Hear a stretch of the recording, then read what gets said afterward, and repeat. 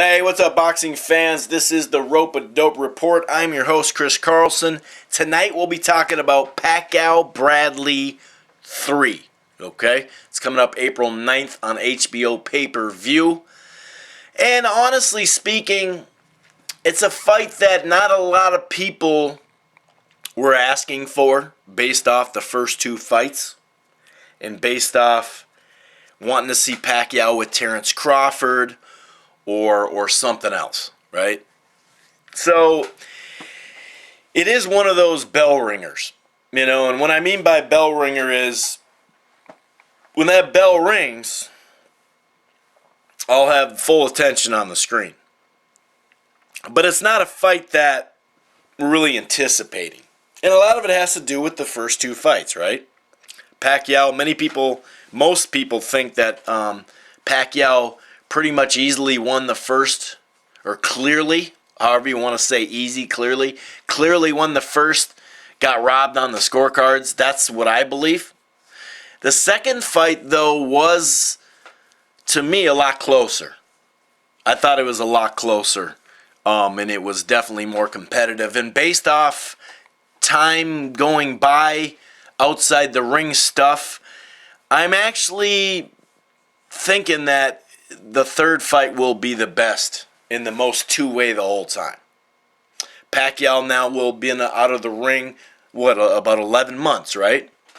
So he'll have some more time off outside of the ring. Obviously, running for senator or whatever he's running for in the Philippines does take his time away. We know in the last handful of years, Pacquiao hasn't been that 100% focused fighter.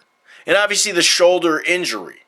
No matter how you stand on the shoulder injury, it appears he had some sort of surgery, whether it was cleanup or whether it was actually fixing something that was, really, really hurt. It's tough to say how severe that injury was. It was a rotator cuff, and I think, what was it, like 30% of it was damaged or something like that. The one thing is, though, in the Floyd fight, I didn't see him grimace. I didn't see him not throw the way he threw the right hand at times wildly, especially a right hook, extending it, trying to maybe even get an overhand with it. I didn't see a major difference or even a minor difference with the right shoulder in that individual fight. That's not to say he didn't hurt it. It sounds like he hurt it in a jet ski incident even before the De La Hoya fight.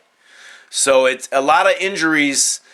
Fighters have a lot of injuries, and they don't want to go under the knife if they don't have to. They'd rather sit it out for a handful of months or a half a year, ice, heat, rehabilitate it naturally without the surgery and going under the knife. Because sometimes you're not the same, or at least that's really what a lot of boxers think in general, and sometimes you're not, obviously, right? So that adds to what I'm saying as far as, this might be a tighter fight.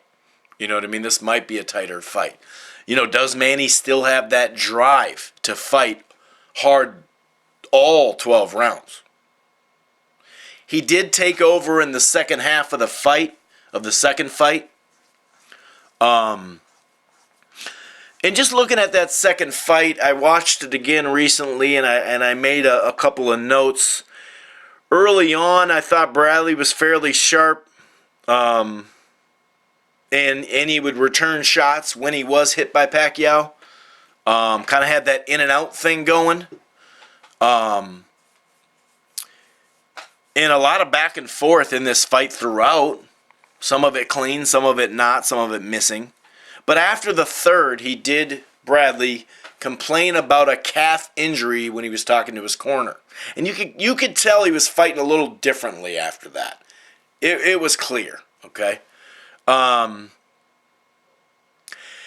It could be just an overall bad style matchup for Bradley with Pacquiao's in and out style, in that quickness, the hand speed, and the foot speed to get in and out. Even hurt, though, he was still landing his big right hands from time to time. And sometimes he would kind of sit more stationary, sometimes even on the rope, saying, come get me on the rope, and throwing right hands off that rope. Basically, you could tell he was hurt. Just like in the first fight, they even showed the replays where he was hurt. He twisted his ankles and all that. And so I believe the calf muscle, got strained or whatever when he stepped back after that punch, right? But and then also the injury to the ankles. The key thing there is, though, you can't just blame that overall like, tough luck. That's tough, man. He got hurt twice. Once you've fought a guy twice and you use injury as an excuse, even though it could be clearly a reason, there's reasons and then there's excuses, and it's a thin line. It's a crapshoot.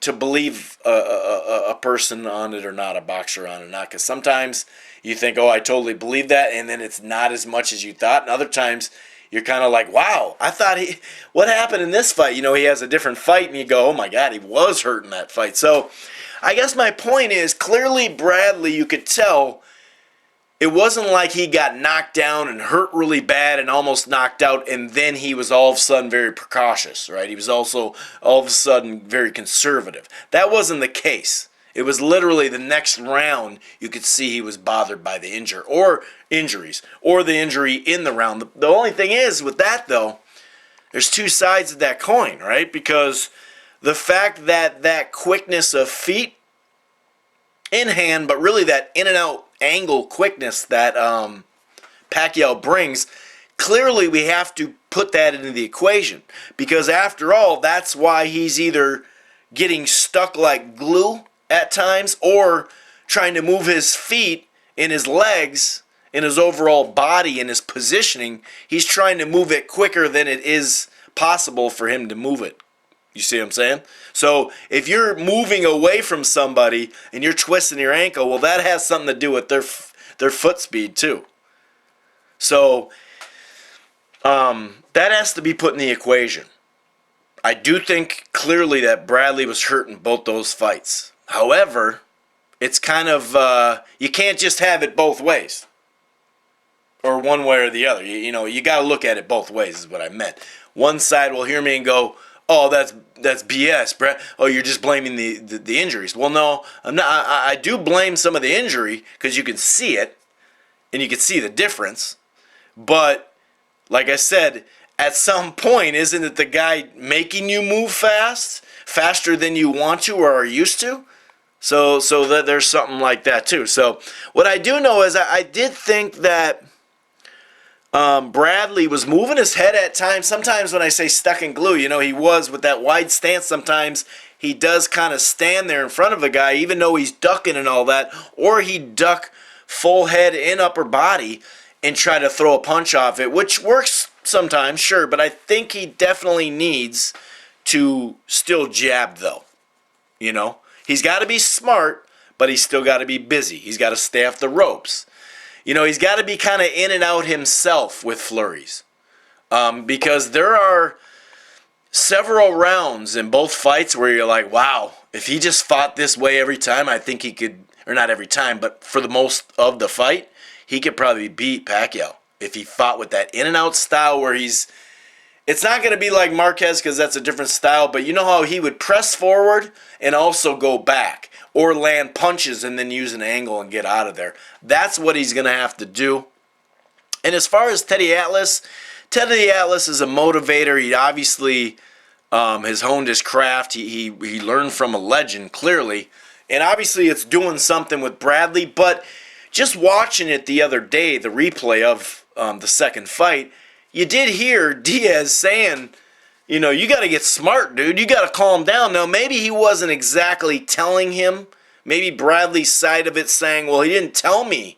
He just told me to stop exchanging, but he didn't tell me what else to do or make a, maybe he had a problem with that. I know there's been a big issue with them too, and I don't want to get into that because that's just, I just don't want to get into that. But anyway, I'm kind of in between on this one, as far as a prediction. I'm going to call a very close yet controversial decision.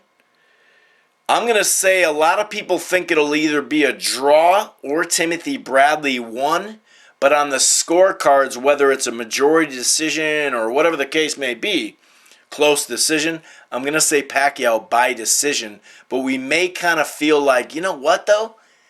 I kind of feel like Bradley won the fight. Or maybe the scorecards were a little wider. I don't really know exactly how that's going to work out, but I'm going to pick Manny Pacquiao by majority decision, not unanimous though. And I think it'll be a very competitive fight. I believe it will be the best out of the three, and I hope so as well. And by the way, the undercard has some very, very interesting fights. I'll probably do a separate video, maybe fight week, which is coming up quickly. So anyway, like I said, I'm going Pacquiao by majority decision. I do think Bradley, though, will make it super competitive where we may walk away thinking he won, but he won't get the scorecards. It'll be interesting to see. Anyway, leave a comment. I want to know what you think about this fight. Are you even looking forward to it? Now that it's getting closer, do you start to see some things? That happens a lot of times in boxing. You get closer and you go, huh? Well, now that I'm hearing more talk about it, someone brought this up the other day, and it's a good point, that type of thing. Leave a comment, subscribe to the channel. It's good to be back making videos, gotten a lot of support since coming back. I appreciate everybody that was a subscriber and sticking with me, or the new ones that are hopping on here in the last handful of days. So I appreciate it as always. We will have more talk leading up to it the week of on the Rope-A-Dope Radio podcast. So it's Blog Talk Radio /Rope-A-Dope Radio. blogtalkradio.com /Rope-A-Dope Radio. Every Wednesday, live. You can listen to it archive anytime, but live 6 on the West, 9 on the East, and 2 UK German time. Also give a follow at Rope-A-Dope Radio on Twitter. Enjoy the fights when this one happens. And we'll see. Hopefully it's a good fight for us, right? Because it's on pay-per-view. Peace.